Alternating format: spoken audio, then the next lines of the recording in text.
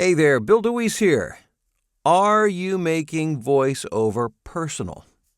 If you are, you should be seeing a dramatic impact on your voiceover career and your business. And if you're not, it could be the very reason that you're struggling. So let's talk about that just a bit. I had a gentleman who wanted some coaching. And so Friday we were talking, and the nature of the problem was that he had been on, I believe it was voice123.com for 2 years, doing a lot of auditions, had not landed a single job. So my response was, well, when you're working on pay-to-play sites, and by the way, if you're reading the forums and comments, especially online, discussions between voiceover talent, you hear there's a lot of negativity addressed towards, for different reasons with pay-to-plays, but specifically people who are frustrated because they just don't get work, therefore they assume they don't work. Well, almost all of my new clients come through pay-to-play sites. If you understand how to utilize them, they can be a wealth of opportunity for you. But that's really a discussion for another time. I specifically want to talk about this issue of making voiceover personal, but it relates specifically to winning jobs on not only pay-to-play, but in any context, for agents or otherwise. So he's gone for a couple of years, has not been able to land a job. So my response was, well, when that's the case, it always boils down to three things on a pay-to-play site. And that would be either A, your demos are not competitive, B, your auditioning skills are not up to par, or 3, you just don't really fully understand how to utilize the platform and how it works. It could be any one or 2 or all 3 of those things. And so I asked him to read for me, and it became very apparent to me that the auditioning was a major challenge for him. Not that this gentleman didn't have experience. He did. Not because he didn't have a nice voice, because he did. But what I asked him to do was to read something for me. And what he chose was an audition that he had been working for. And it was it was promoting the use of RVs for travel. It became apparent to me immediately that there was an emotional disconnect between him and the script. That I could tell just by the way he read it, he did not have any, at least not a positive experience when it comes to traveling in an RV. And so I asked him, I said, so have you ever traveled in an RV before? No. Okay, well, that's fine. A lot of the things that we talk about, that we promote, that we audition for, that we record, we don't have personal experience with. And this was, I believe, if I remember right, it was specifically like for retirement. And so I said, well, would the idea of traveling around in an RV during retirement be a positive thing for you? And he said, oh, no. He said, I have no desire to do that. Aha. Well, there we go. There's our first clue.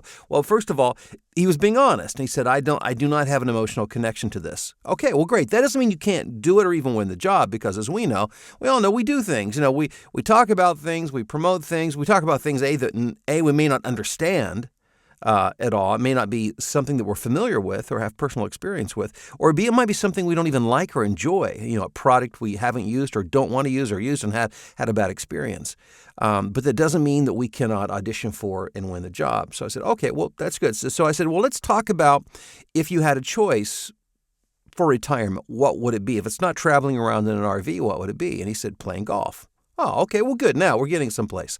So, and I could even hear the change in his voice when he said golf. Like, okay, this is exciting for him. Okay, well, specifically, if you could retire playing golf, where would you retire playing golf at? He said Pebble Beach.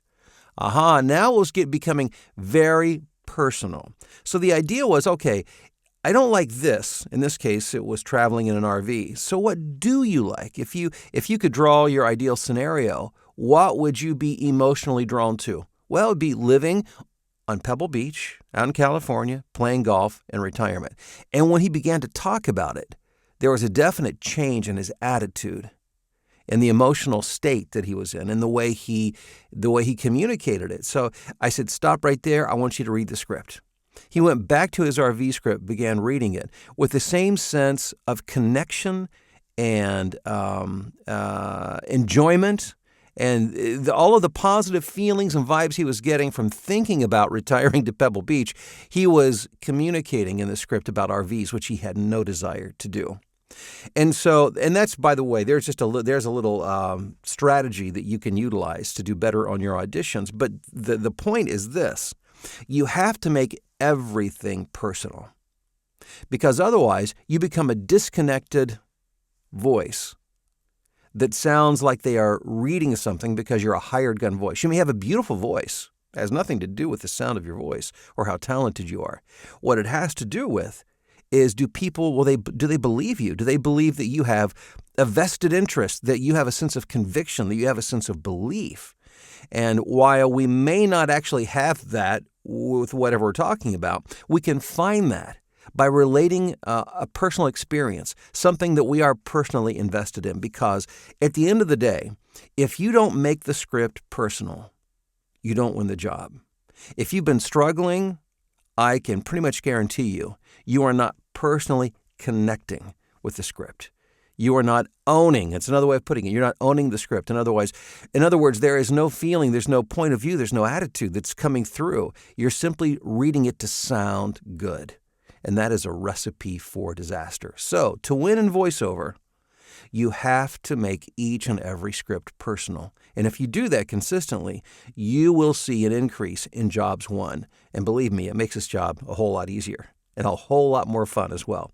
Hey, thanks for checking out the video. If you're struggling, if you feel like you need some coaching on that and you would like to set up a one-on-one coaching session, you can. The email is right there on the screen. You can drop me an email, subject line coaching.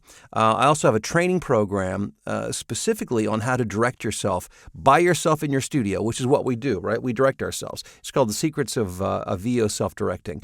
And in the subject line, you could just say Secrets of VO Self-Directing or something to that nature and say, just send me the information. I'll be glad to get that to you as well, because I want to see you win more jobs, be more profitable in your voiceover business. Again, thanks for checking out the video. If you like it, thumbs up, share it with a friend, subscribe, and I'll talk to you soon.